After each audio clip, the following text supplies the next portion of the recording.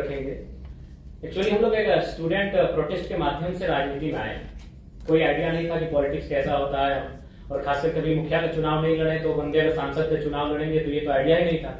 तो हमने एक स्टूडेंट का प्रोटेस्ट था झारखंड में, वहां आए, मीडिया के सामने अपनी बातों को रखा, मीडिया में कवरेज मिला, तो पूरे राज्य में हमारे विचारों को सर्कुलेट किया गया। उसके बाद से हर एक पंचायत वाइज, प्रखंड वाइज सभाएं होने लगी और लोग हमारा डिमांड करने लगे, हमें सुनने लगे, और कभी कभी 2 बजे रात तक, 4 बजे रात तक लोग सुनने लगे।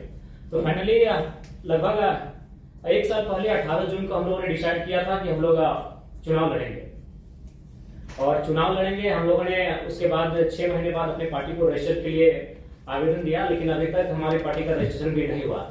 और बाकायदा हम लोग 1 साल के कम समय में चुनाव लड़े और बहुत दमदार तरीके से चुनाव लड़े, और झारखंड के हिस्ट्री में फर्स्ट टाइम कोई इंडिपेंडेंट कैंडिडेट 27% मतलब वोट लेके आया है। 3.5 लाख वोट लेके हम अकेले हैं जिस लोकसभा चुनाव से हम लड़े थे, और कुल मिलाकर हम लोग 8 प्रत्याशी दिए थे, और लगभग हमारे 6 प्रत्याशी तीसरे पायदान पर रहे हैं।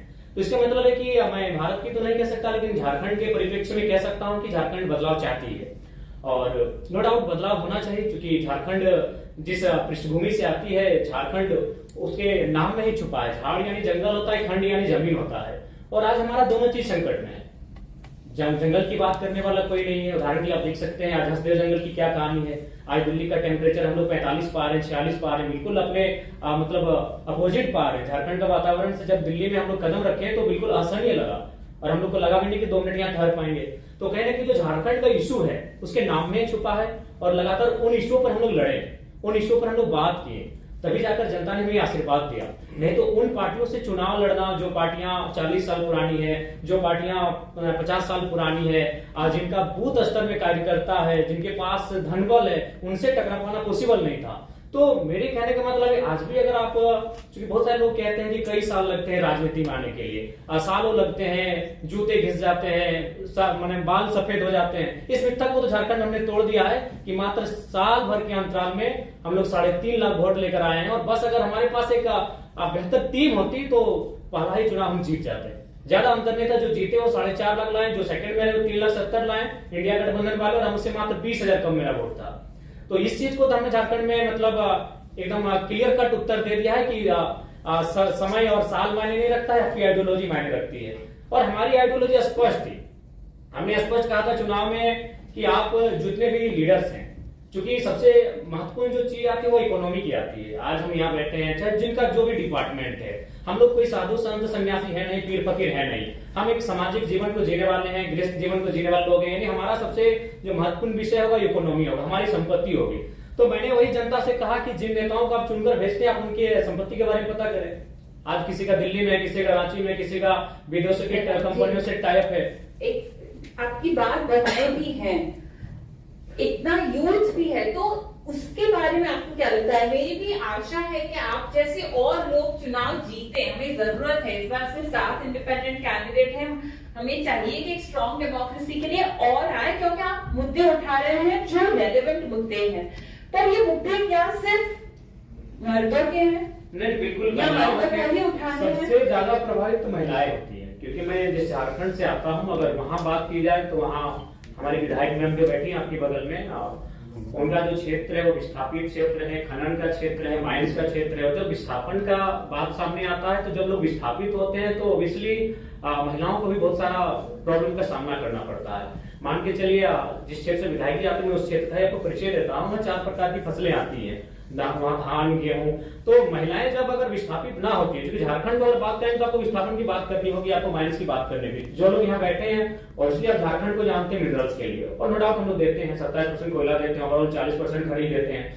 तो अगर हम विस्थापन जब ना होता है तो उस समय महिलाओं की भागीदारी होती है, खेती के माध्यम से हो, साग सब्जी के माध्यम से हो, यानी महिलाओं की परस्पर भागीदारी होती है। अगर पुरुष खेत को जोतने का काम करते हैं तो महिलाएं वहां धान उगाने का काम करती है, उसको रोपने का काम करती है, और फिर महिलाएं जब धान को काटती है तो पुरुष को खेत कर लेकर आते हैं, यानी 50-50% होता है। जब खेत हमारे पास होते हैं तो हमारे पास जो महिलाओं की भागीदारी होती है 50% होती है। लेकिन जब उस क्षेत्र से हम विस्थापित कर जाते हैं, वो क्षेत्र जब गवर्नमेंट किसी परियोजना के लिए ले लेती है तो महिलाएं शून्य हो जाती है, उनके हाथ कट जाते हैं। तो लाइक जब हम लोग न्यू झारखंड की बात करेंगे तो महिलाएं ऑब्वियसली बहुत भारी संख्या में होंगी, और इस चुनाव में हमारे पास जो मेरा वोट बैंक रहा 3.5 लाख, उसमें अगर रेशियो भी देखा जाए तो 60% यूथ थे, बाकी 40% महिलाएं थी। तो कहीं ना कहीं उसमें उस दिशा में हम लोग अच्छा काम किए हैं और महिलाओं को अच्छा कनेक्ट भी किए हैं, क्योंकि महिलाओं ने भी इस समस्याओं को देखा। आज अकॉर्डिंग टू कोरोना के टाइम का जो हमारे पास रिपोर्ट था, उसमें 12 लाख झारखंड के प्रवासी मजदूर मिले और उन प्रवासी मजदूर की जो पीड़ा है, उन महिलाओं ने भी घर बैठकर देखा कि दिवाली है, होली है या ईद है, उनके बेटे उन्हें प्रदेशों से बधाई भेजते हैं, उनके बेटे उनको विदेशों से बैठ के बधाई भेजते हैं। तो कहीं ना कहीं हमने उनको कनेक्ट किया, उन मुद्दों से महिलाओं को भी हमने कनेक्ट किया, इसीलिए महिलाएं भी खुलकर आई और हमारे पक्ष में मतदान किए। और हम आशा करते हैं, क्योंकि हम लोग बार बार कहें हम लोग एक लर्नर हैं और आज इस कॉन्फ्रेंस हॉल में हम लोग भी कुछ सीखने के लिए आए हैं। मैं आपको बताना चाहूंगा, मेरे गिरिडीह लोकसभा में 2261 बूथ हैं। हमको लगता है कि 1200 से 1300 बूथ में हमारा बूथ एजेंट बैठा था, 1000 बूथ में तो हमारा एजेंट नहीं बैठा था, और फिर भी हम लोग वोट गेन करके आए।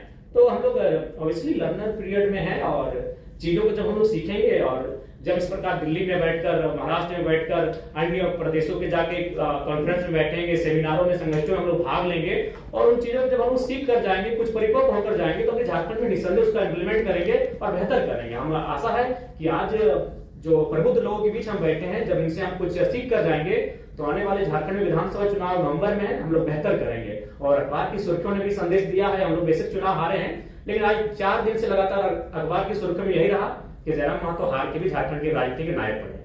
और बकायदा नेशनल न्यूज में भी हमें स्थान मिला, द हिंदू में स्थान मिला, द ललन टॉप भी गई थी हमारे इंटरव्यू के लिए। और यही नहीं, बाकी जो नेशनल पार्टियां हैं जिनका सिंबल है, वो भी अब हम लोग से टाई अप करने के लिए इंटरेस्ट जता रहे हैं। लेकिन हमने स्पष्ट कह दिया है कि आपकी आइडियोलॉजी हमसे मैच नहीं खाते, हम लोग न्यू पॉलिटिक्स करेंगे, क्योंकि आज हम लोग सिद्धांतिक पॉलिटिक्स की बात करने आए हैं, तो सिद्धांत से कोई समझौता नहीं होगा। 2 चुनाव और हारेंगे, 4 चुनाव और हारेंगे, नहीं जीतेंगे। हमारी जो नई पीढ़ी आएगी वहां से शुरुआत करेगी जहां से हम लोग छोड़ के जाएंगे, लेकिन सिद्धांत से कोई समझौता। थैंक यू जयराम जी। मेरी एक रिक्वेस्ट है, झारखंड के चुनाव आपकी पार्टी में, आपके मंच में महिलाओं का, और अगर उसमें हम कोई भी मदद कर सकते हैं, मुझे पता है हर कोई मदद करना चाहेगा, क्योंकि कभी भी कुछ नया शुरू होता है तो आशा का भी जन्म होता है। So we would love to help in any way possible. With that, I'm